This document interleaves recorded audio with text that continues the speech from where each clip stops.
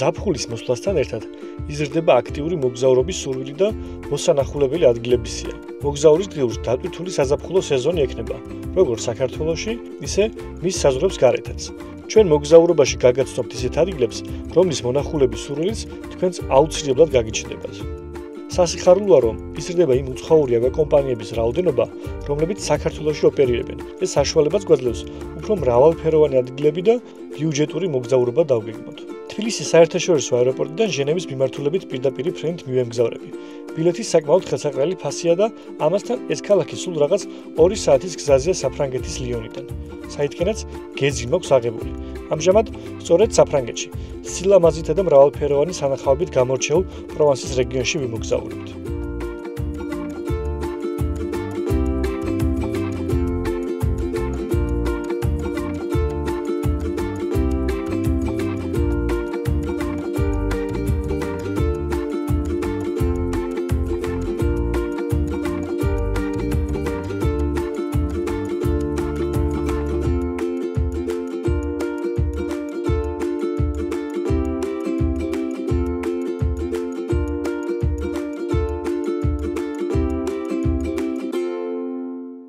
საქართველოში ცოტა მოგზაურობის შემდეგ, კვლავ ევროპისკენ ავიღე გეზი, თბილისიდან გამოვფრინდი ქალაქ ჟენევაში, საიდანაც 5 საათის მგზავრობის შემდეგ ჩამოვედი ქალაქ ავინიონში, სამხრეთ საფრანგეთში და აქ ვიმოგზაურებთ. მართალია 2 წლის წინ უკვე ვიყავით აქ და რამდენიმე განსაკუთრებული ადგილიც უკვე მოვინახულეთ, თუმცა მაშინ ისეთი ადგილები ვერ ვნახე, რომელიც ძალიან მინდოდა დამეთვალიერებინა, ამიტომ ახლა გადავწყვიტე ჩამოსულიყავი და შემდეგი დღეების განმავლობაში სწორედ ამ ადგილებს მოვინახულებთ. ჩემს სიაში პირველი მოსანახულებელი ადგილი არის პატარა სოფელი ლაკოსტი, რომელიც გამოირჩევა თავისი არქიტექტურით. დღემდე აქ არის ქვით მოგიწვრილი ქუჩები, ძველი შენობები და თუ გნებავთ, რომ შეიგნოთ ფრანგული სული და ძველი არქიტექტურა, ეს ის ადგილია, სადაც უნდა მოხვიდეთ და სიმშვიდეში იმოგზაუროთ, ვინაიდან ტურისტებში არც ცნობილი სოფელია, მხოლოდ ფრანგები მოგზაურობენ, მაგრამ დამიჯერეთ ძალიან მოგეწონებათ აქ თუ მოხვალთ.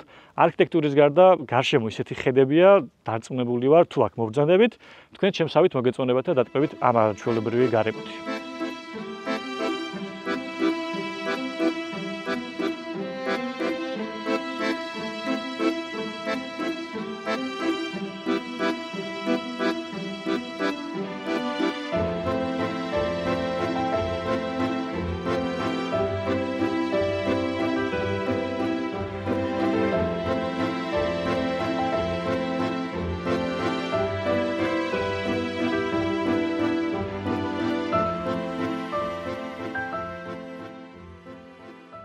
ამ სოფლის უმთავრესი შენობა ციხე-კოშკია, რომელიც საუკუნეთა განმავლობაში გრაფების სამფლობელო იყო. მე-18 საუკუნეში ერთ-ერთი აჯანყების დროს ის საგრძნობლად დაშავდა და გაიძარცვა. მომდევნო საუკუნეებში, განსაკუთრებით კი მეორე მსოფლიო ომის დროს, დასახლების უდიდესი ნაწილი დაზიანდა.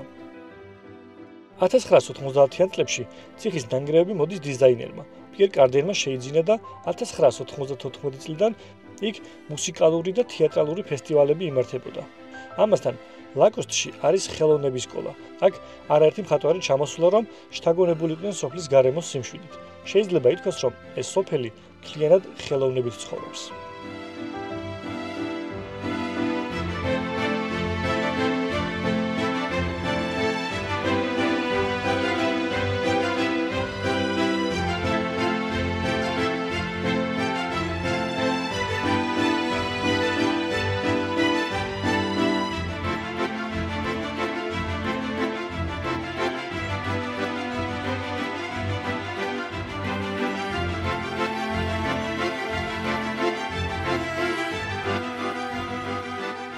სამხრეთ საფრანგეთში მოგზაურობისას, სოფლებთან, ქალაქებთან და განსაკუთრებულ არქიტექტურასთან ერთად ძალიან ხშირად ხვდებით ხიდებს. ერთ-ერთი გამორჩეული ხიდი, რომელიც ლაკოსტთან ახლოს იყო, არის ეს ხიდი, რომელიც ძველი რომაული ხიდია და თარიღდება ძველი წელთაღრიცხვით პირველი საუკუნით. ამ დროის განმავლობაში გადარჩა და ჩვენამდე მოაღწია. ეს ხიდი გამოიყენებოდა ასევე მანქანებისთვის, მაგრამ 2005 წლიდან ეს გზა დაიკეტა, მხოლოდ ველოსიპედებს და ფეხით მოსიარულეებს შეუძლიათ ამ ხიდით სარგებლობა.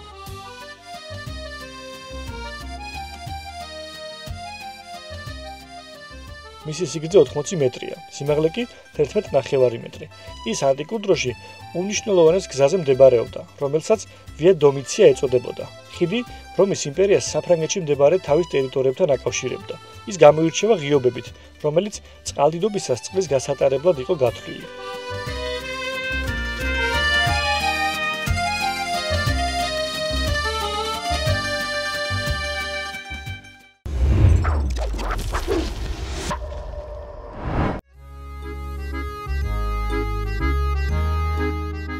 პროვანსის ტერიტორიაზე ბერძნებმა კოლონიები ძველი წელთაღრიცხვით მე-6 საუკუნეში დაარსეს. ძველი წელთაღრიცხვით მე-2 საუკუნეში დაიპყრეს რომაელებმა, სადაც შექმნეს თავიანთი პროვინცია. დღევანდელი სახელი პროვანსი სწორედ აქედან მომდინარეობს. ალპების სამხრეთით ის იყო პირველი რომაული პროვინცია მის საზღვრებს გარეთ. პროვანსი საფრანგეთის ღვინის მწარმოებელი ერთ-ერთი გამორჩეული რეგიონია, სადაც სულ მცირე 2600 წელია ღვინოს ამზადებენ. ამ რეგიონის არსებობის განმავლობაში მევენახეობასა და მეღვინეობაზე გავლენა მოახდინეს პროვანსში არსებულმა კულტურებმა, მათ შორის ძველმა ბერძნებმა, რომაელებმა, გალებმა, კატალონიელებმა და ასე შემდეგ. აქედან გამომდინარე ამ რეგიონში ფრანგულ ვაზის ჯიშებთან ერთად ხვდებით ბერძნულ, იტალიურ, ესპანურ ჯიშებს. დღეს რეგიონი ძირითადად ვარდისფერი ღვინით არის ცნობილი, თუმცა ღვინის კრიტიკოსები თვლიან, რომ რეგიონის საუკეთესო ღვინოები ცხარე, არომატული წითელი ღვინოებია. ამჟამად ვარდისფერი ღვინო პროვანსული ღვინის წარმოების ნახევარზე მეტს შეადგენს, ხოლო წითელი ღვინო რეგიონის წარმოების დაახლოებით მესამედს.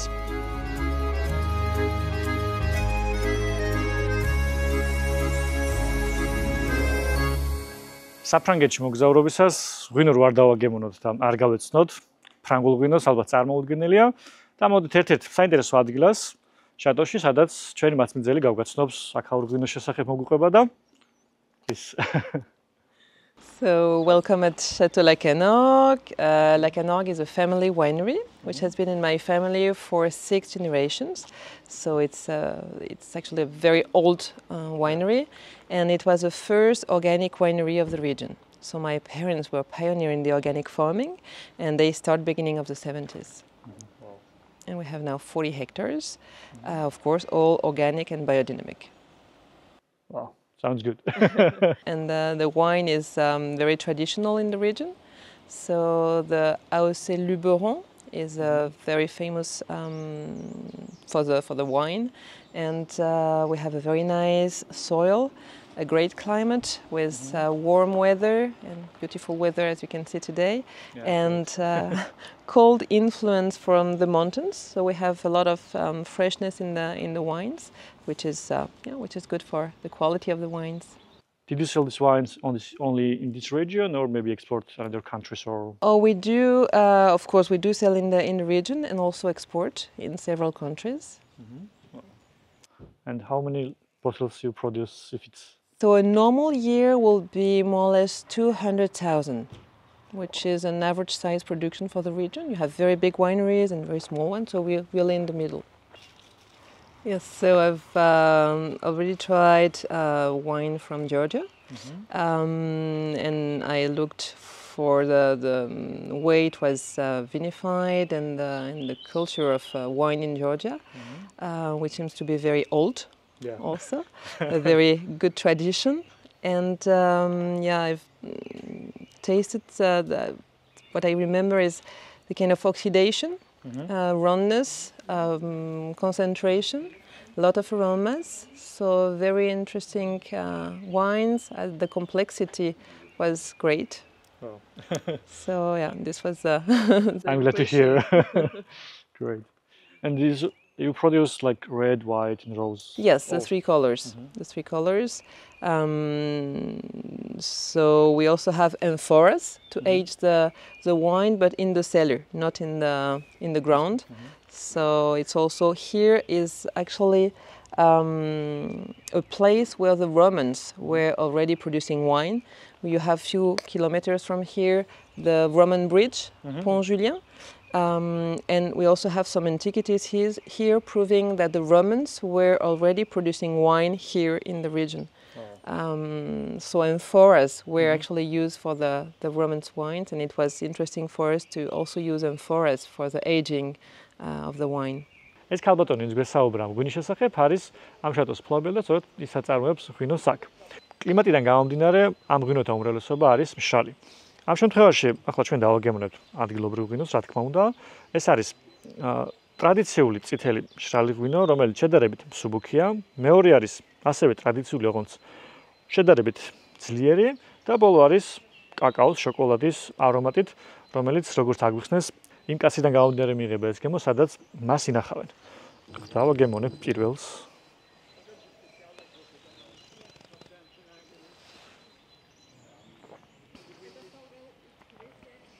ტრადიციული ქართული მშრალი წითელი ღვინოდან განსხვავდება. მართლა მსუბუქია, ეტყობა. აი შედარებით ძლიერი ღვინო, როგორც გითხარით და უკვე სუნზეც იგრძნობა ძლიერი და მრავალფეროვანი არომატები.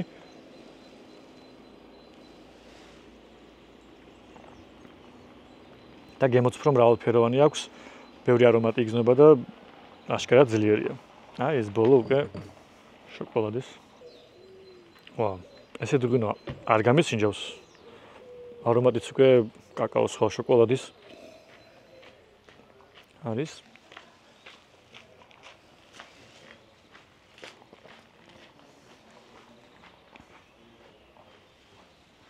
ძალიან გემრიელია. სამი კარგი იყო, მაგრამ ალბათ სახლისთვის ვიყიდი წითელ, მშრალ, ტრადიციულ, შედარებით ძლიერ ღვინოს, იმიტომ რომ შედარებით უფრო ქართულ არომატებთან ახლოს არის და ასეთი ღვინოები უფრო მომწონს.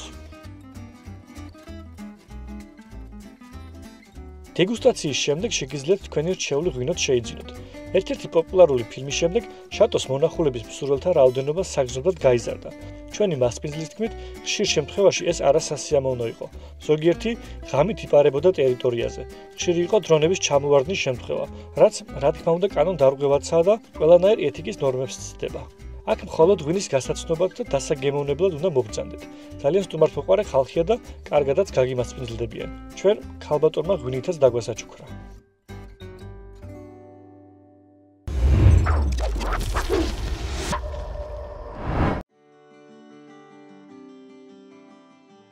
შატოს დატოვების შემდეგ მივდივართ ერთი გამორჩეული სოფლისკენ. ადრინდელი მოგზაურობის დროს მოვინახულეთ საფრანგეთის ულამაზესი სოფლების ასოციაციის წევრი რამდენიმე სოფელი. სოფელი ღუსილონიც ამ ასოციაციის წევრია და სწორედ მას მოვინახულებთ. სოფელს ცნობადობა არ აკლია, ამიტომ აქ ბევრი ტურისტია და მეც მათთან ერთად გადავაადგილდები ულამაზეს ქუჩებში. სოფელი განთქმულია ოქრის კარიერებით, რომელთაც ის არის გარშემორტყმული. ოქრა ბუნებრივი პიგმენტია, რომელიც წარმოიქმნება ქვიშიან ნიადაგებში. რკინის ოქსიდი ქვიშას საოცარ ფერებში ღებავს, ყვითელიდან მეწამულამდე. მე-18 საუკუნის ბოლოდან 1920 წლამდე აქ ოქრა მოიპოვებოდა სამრეწველო მიზნით, მაგრამ გარემოს დაცვის მიზეზით მისი მოპოვება შეჩერდა და ახლა ღუსილონი პოპულარული ტურისტული ადგილია. ღუსილონში ყველა სახლი აგებულია ადგილობრივი მასალისგან და შეღებილია ოქრის სხვადასხვა ფერებში. ექსპერტები ითვლიან ოქრის 17 ტონალობას. თითოეული ქუჩა თითქოს ფერწერული ტილოა, ოქროსფერის, წითელის, ჟოლოსფერისა და ვარდისფერის ნაზავით. სახლების ფასადები დაფარულია ნათელი ფერებით. ფანჯრები და კარები შეღებილია ღია ყვითელ ფერებში. სოფლის ამჟამინდელი ლანდშაფტი ბუნებრივი ეროზიისა და ადამიანის მიერ კარიერის გამოყენების შედეგია.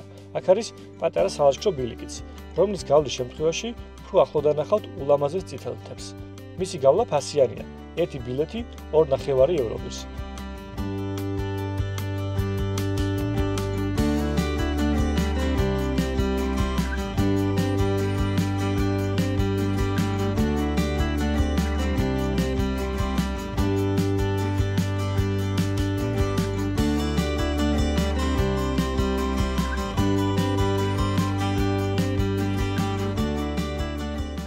მთელი ბილიკი არის წითელი ქვიშით დაფარული, გარშემო არის უზარმაზარი ხეები და ახლა სიცხე არის და გვეხმარება რომ შედარებით გრილად გადავაადგილდეთ.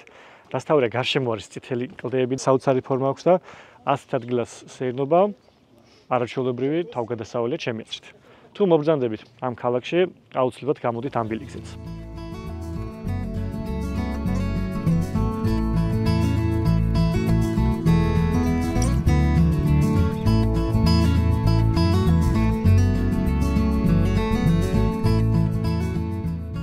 ბილიკზე გადაადგილებისას ძლიერი ალერგიული რეაქცია მქონდა.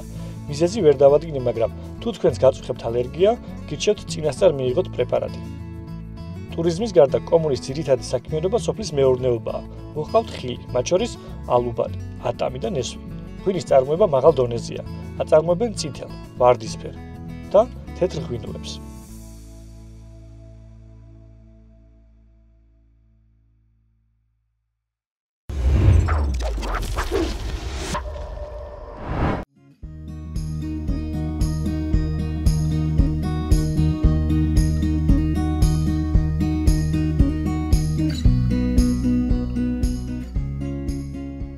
სამხრეთ საფრანგეთი მდიდარია მრავალფეროვანი არქიტექტურით, ულამაზესი ბუნებით, ვენახებით, ლავანდების მდელოებით, შთამბეჭდავი კანიონებით. ერთ-ერთი გამორჩეული კი ლაღდეშის კანიონია, სადაც კაიაკებით მდინარეზე დაშვება მაქვს დაგეგმილი. იქ პირველად 8 წლის წინ ვიყავი და დღემდე შთაბეჭდილებების ქვეშ ვარ. ვინაიდან გრძელი მანძილის გავლას ვაპირებთ, მეგობრებთან ერთად დილით ადრევე მოვედი ერთ-ერთ კომპანიაში. ადგილზე გაგვაცნეს ცურვის წესები. წონის მიხედვით მოგცეს დამცავი ჟილეტები და მანქანით წაგვიყვანეს ტურის საწყის წერტილში. მოვიდით უკვე მდინარესთან, საიდანაც დაიწყება ჩვენი განსაკუთრებული ტური და ეს არის კაიაკების ტური და დავეშვებით მდინარეზე და გავივლით 35 კილომეტრს. საკმაოდ გრძელი მანძილია, მაგრამ იმედი მაქვს, რომ ყველაფერს კარგად გავივლით, დაახლოებით 5-6 საათი დაგვჭირდება ჩვენზე დამოკიდებული რასის რაფითურით. ამ ტურის საფასური არის 38 ევრო, სადაც შედის ასეთი კაიაკი, ასევე ესეთი შენახველი საკანი, შეიძლება ესე დავარქვათ, სადაც ჩვენს ნივთებს შევინახავთ აქ, რომ არ დაგვიშველდეს და უკვე ვემზადებით გასასვლელად და გზადაგზა გაგაცნობთ, რას დავათვალიერებთ, როგორ იქნება და იმედია, კარგი თავგადასავლები გამოგვივა. წავედით.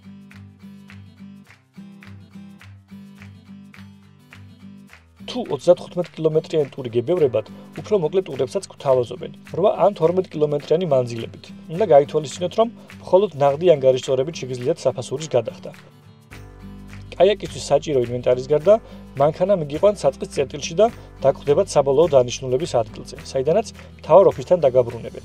ასევე, რამდენიმე ადგილზე ხავთ ფოტოგრაფები და ტურის ბოლოს შეგიძლიათ ერთი ფოტო უფასოდ მიიღოთ. თუ უფრო მეტი მოგეწონებათ, რაოდენობის მიხედვით გადაიხდით შესაბამის თანხას.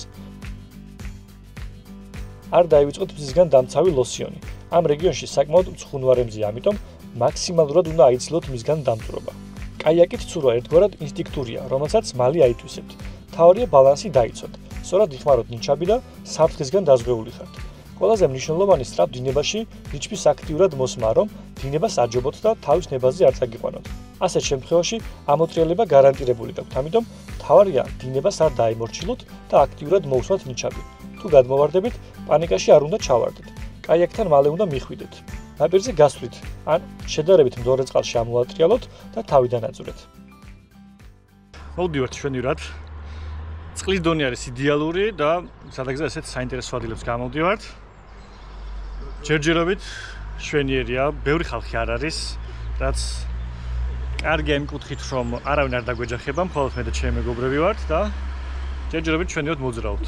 დინება არც ისეთი სწრაფია, ხედებით შვენიერი და ტყვიებით არ ემარეთი. იმედია, უკეთესი ხედებიც გადაიშლება ჩვენ თვალწინ და ყველაფერი კარგად ჩავივლით. ჯერჯერობით ძალიან კმაყოფილი ვარ და დარწმუნებული ვარ, რომ ბევრად უკეთესი თავგადასავლები გველოდება წინ.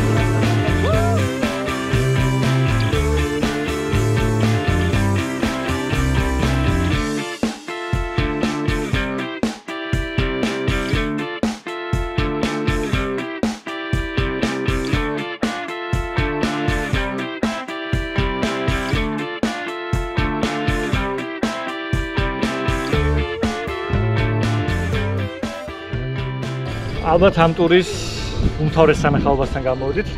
ასეთი თაღია ბუნებრივი და ძალიან მაგარია. ძალიან მომწონს.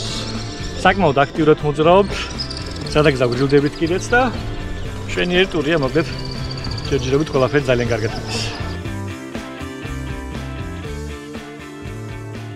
ცურვის დროს შეგიძლიათ სხვადასხვა ადგილზე გაჩერდეთ და ისე შეცუროთ, ან გადმოხდეთ გასაგრილებლად.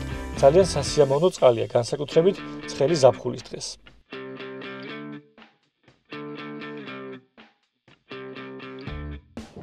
რამდენიმე კილომეტრის გამოვლის შემდეგ მოვედით თავარ ადგილთან და გადმოვედით ნაპირთან, რომ პატარა შესვენება გავუკეთებინა. სიცხიდან გამომდინარე აუცილებელია რომ ბევრი სითხე მივიღოთ და ასევე ძიდან გამომდინარე ჯობს რომ დამცავი კრემი წავისვათ.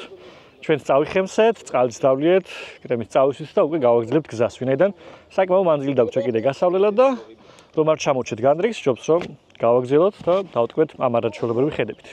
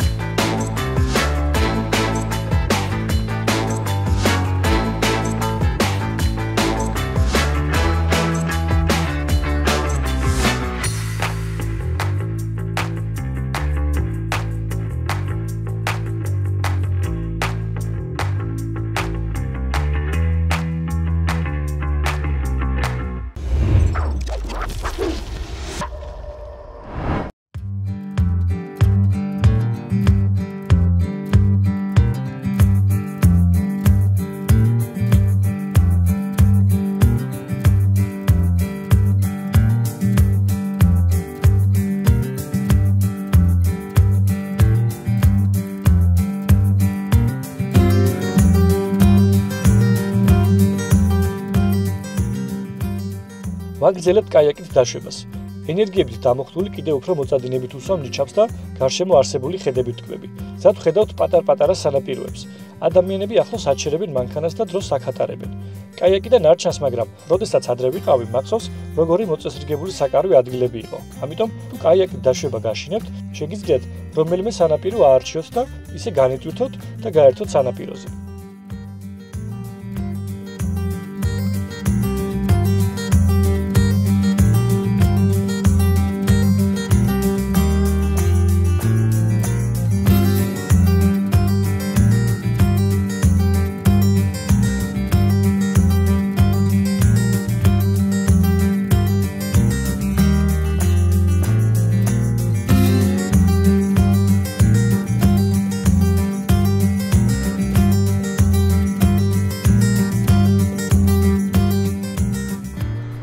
მონაკვეთები გამოვიარეთ, ერთხელ გადავარდი კიდეც, თუმცა რა თქმა უნდა, როცა ჟილეტი გაქვს და მზად ხარ ამისთვის, ყველაფერი კარგად დამთავრდა და დასთავრდა გავგრილდით.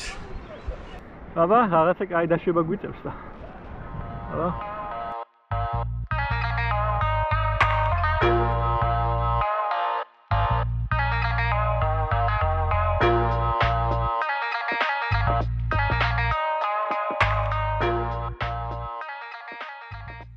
რთულია ამ ხედებს უყურო და სულ კონცენტრირებული იყო, მაგრამ კარგად გავგრილდი და უფრო მეტად ყურადღებით ვცურავ. ხედებით კი დრო დინებისას ვტკბები. დრო და დრო კი ნაპირზე ვჩერდებით გასაგრილებლად. ასე სიცხეში ცურვა ერთი სიამოვნებაა.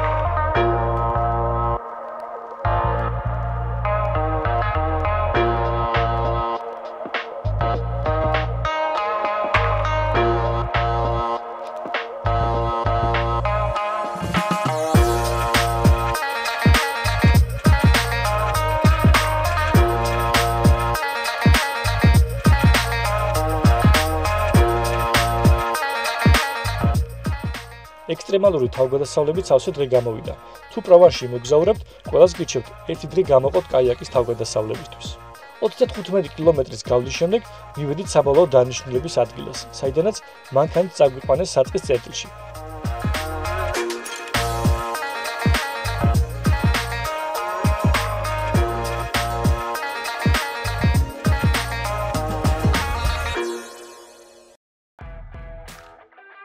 დღევანდელი გადაცემა აქ სრულდება, მაგრამ გრძელდება სამხრეთ საფრანგეთის თავგადასავლები. არ გამოტოვოთ, გამოგვყევით.